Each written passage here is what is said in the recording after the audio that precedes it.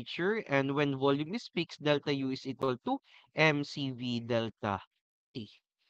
So for reversibility in isochoric process, so ito po yung PV diagram natin, no? Si PV diagram natin, if you could see, we have we have pressure 1, pressure 2, we have here our pressure 1, and we have here our graph for the change in pressure from state point 1 to state point 2. There is a change in pressure, but there is no change in volume. Kaya yung PV diagram natin is straight line lamang po. Okay? So, lahat ng Q natin napunta lang daw sa ating internal energy. For the TS diagram, yung temperature versus our entropy, if you could see, the entropy increases as the temperature also increases.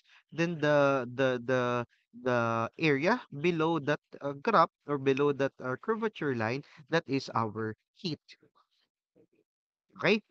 So reversible constant volume process, so the system is in quasi-equilibrium, meaning external pressure and internal pressure are almost equal at all times. Ano po bang ibig sabihin pag reversibility in isochoric process?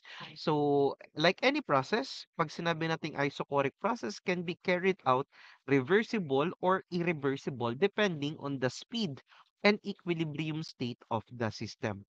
So, when we say reversible isochoric process or simply the quasi equilibrium, the process must carried out slowly enough that the system remain quasi equilibrium throughout.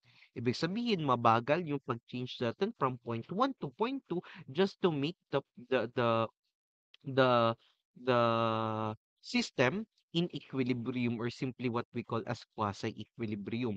Implication lang po natin dito, the internal pressure is almost equal to the external pressure at all times. So pressure 1 is equal to pressure 2 at all times. Although the volume doesn't change, the temperature and pressure within the system are uniform at any given instant. So this is idealized process. In reality, perfectly reversible heat transfer is impossible. So wala pong nare-reverse kasi may tinatawag tayong entropy, or there it requires an infinitely small temperature difference between the system and its surrounding. Kasi kapag po may bago tayo ng state or nagdagdag ng temperature, also the entropy increases or the disorderliness. After that disorderliness, mahirap ibalik on its original point, or that what we call as our irreversibility. Next po is for a reversible ichoric process. For a reversible ichoric process, the process involves sudden heat addition or rejection. Okay? So biglang may nadagdag or biglang may nabawas na heat. The rapid heat transfer creates non-equilibrium states within the system. For example, if heat is quickly added to one side of the container, temperature and pressure gradient will exist momentarily. The internal pressure is not uniform.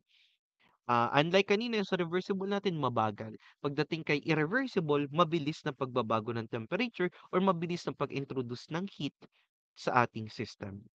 So in the real world process, most constant volume heating or cooling process is practical devices like combustion chamber, yung rigid are reversible due to necessary temperature difference required for heat transfer to occur at finite rate. So the first law still holds, yung ating internal energy is equal to Q minus W, wherein our constant volume process, W is equal to 0. But calculating intermediate states are, syempre, much complex na yun. Pag intermediate states na yung pinag-uusapan natin. Okay, so here we have a sample problem for us to better appreciate and understand the isochoric process. So let's read the problem. So the problem says that reversible, so this is a reversible non-flow constant volume process decrease the internal energy by 316.5 kilojoule. So for 2.268 kilogram of gas for which our R for our constant is equal to 430 joules in every kilogram Kelvin. And we have our K or a proportionality constant uh, equal to 1.0. 35. For the process determined first is the work, the heat, the change in enthalpy if the initial temperature is 204.4 degree Celsius. So let's try solving this one po. So let's first have our given. Ayan.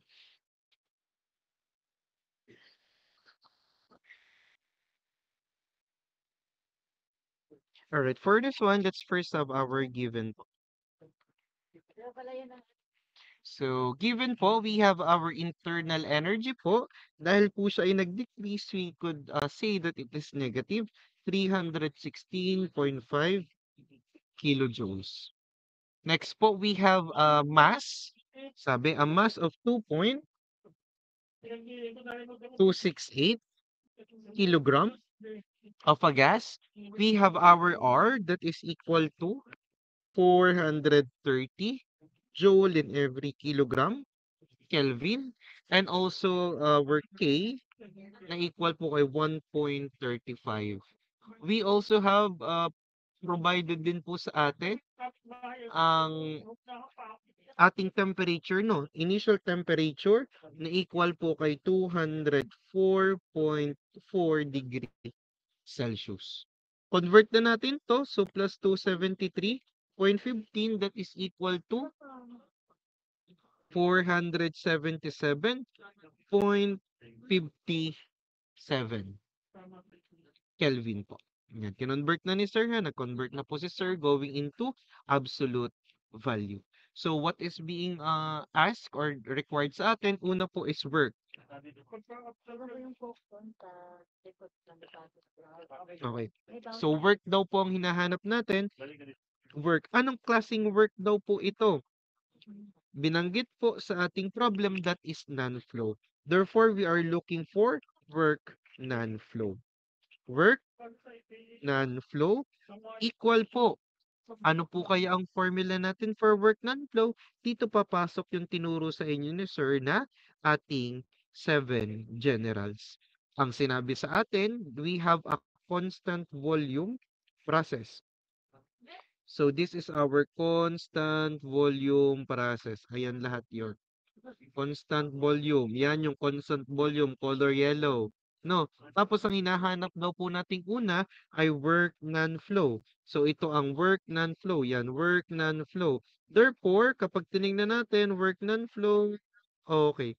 Ibig sabihin, pag ang nakalagay po itong omega sign, therefore work non-flow is equal to 0. So work non-flow is equal to 0 po. Ibig sabihin, wala pong value ang ating work non-flow. Kasi, from the formula, P delta V is constant, V2 minus V1 is 0, P minus 0, P multiplied to 0, that is equal to 0 po. Work non-flow is P dV, where dV is constant. So that is equal to P multiplied to 0 is equal to 0. Therefore, si work non-flow natin ay equal po kay 0. Okay? Magdagdag lang ng page si Sir. Next po, ang hinahanap naman natin. So, next, ang hinahanap naman po natin ay yung ating the heat, yung Q. So Q, ano kaya ang formula ng Q natin? Babalik lang tayo sa 7 generals. Constant volume, hanapin yung formula ng Q. So ang formula natin ng Q, ito daw yung Q, di ba? Ito daw yung Q, di ba? Ay, ito daw yung Q. Yan, Q. Therefore, i-connect lang natin ano po yung nag-intersect sa kanila. Ito po. Ito. So this is our formula ng Q. Yan. So MCB T2 minus T1. So Q is equal to MCB T2 minus T1 for constant volume process. Okay. Let me write it here. Alright. So for Q po, sabi na it's MCB T2 minus T1. We have Q is equal to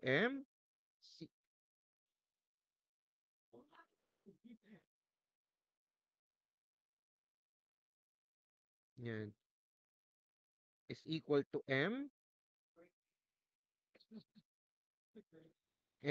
CV,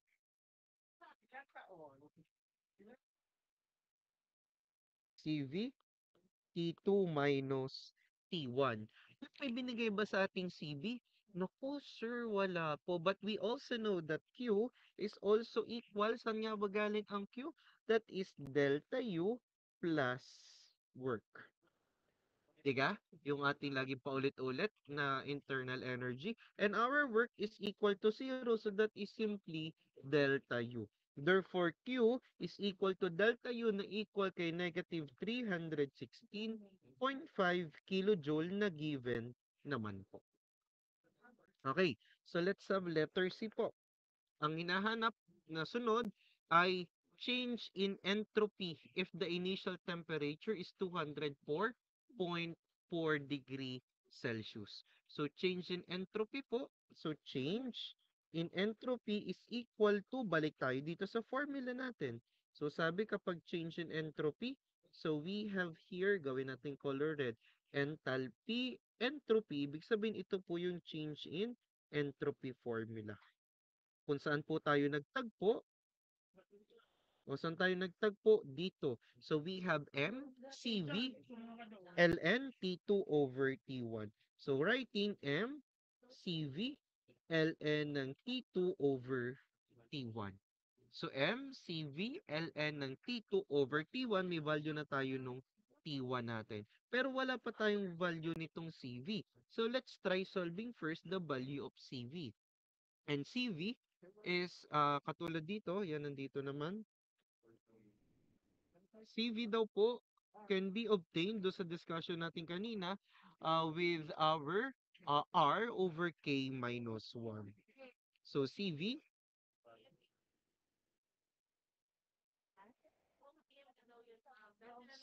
is equal to R all over K minus 1.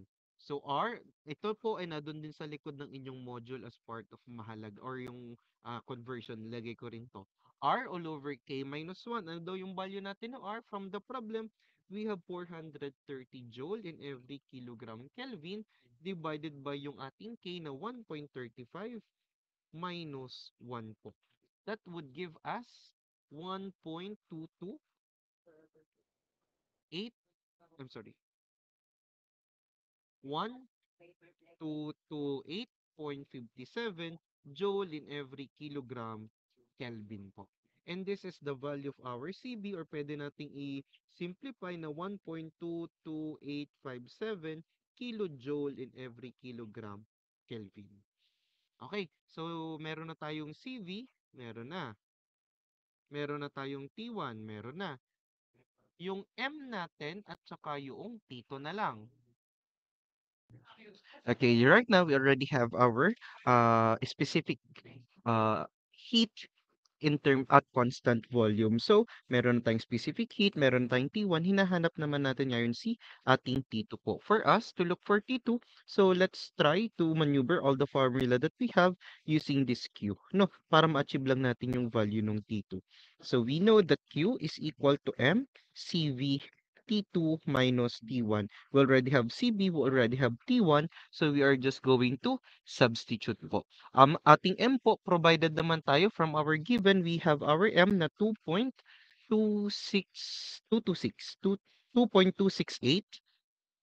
kilogram.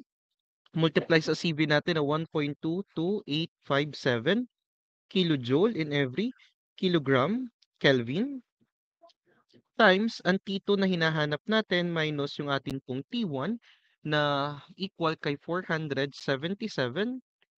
55 lang ang ating value. 57 yan. 0.57. 204. 73.15. 59. Sorry. So this should be 59. 459. Hindi. Sorry, sorry. Let me just erase this one po. This is 0.154055. po. 477.55 Kelvin. So therefore, we could achieve our Q naman po, we already obtained our Q that is equal to 316.5 kilojoule. So this is 316.5 kilojoule. So substitute nyo lang and we could obtain the value of T2. So pwede kayo mag-shift solve, pwede nyo i-transpose, pwedeng isa-isahin anyway as long as you could obtain the value of our T2. So obtaining the value of T2, we have 363 point. Okay, solving for this, always remember na ito pala ay negative ha, kasi yung value natin Q is negative 316.5. So we have 363.9624433. For our unit, we have here our Kelvin. Cancel, cancel, cancel, cancel. So matitira sa atin ay unit ng Kelvin po. Okay? So we have 363.9624433 Kelvin. But that is not yet the one that we are looking. We are looking for our delta S. With our formula, having delta S is equal to mCV ln T2 minus T1. So it will be equal to, we have our M that is equal to 2.268 kilogram. Yan. Times our CV na na-compute natin kanina, 1.22857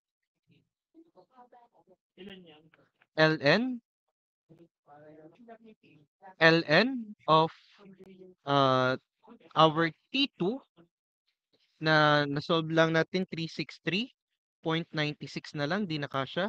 Pero kumpletuhin nyo ha. And also where our T1 na equal kay 477.55. So we have our delta S that is equal to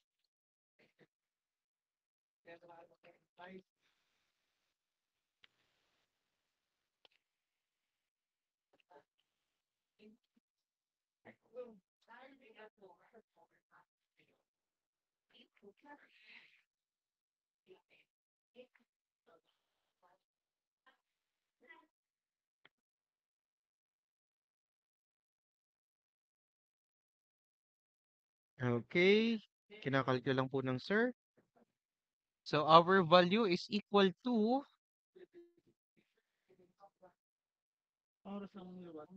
okay, our answer is negative 0.7568360221. Ang unit po natin dahil po siya ay entropy, that is kilojoule in every Kelvin po. Okay, and this is our answer for the change in entropy. Okay?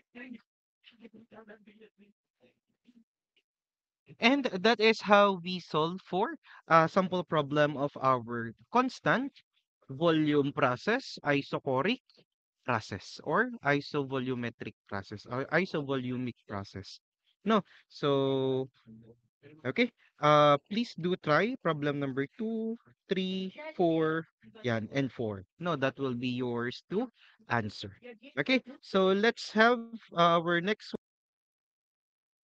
Okay, so for today, we will be only discussing for the isochoric, no, or the constant volume process. On our next meeting, I will be discussing the next process, which is the constant pressure process or the uh, isobaric process. So, do you have any question for our isochoric or the constant volume process?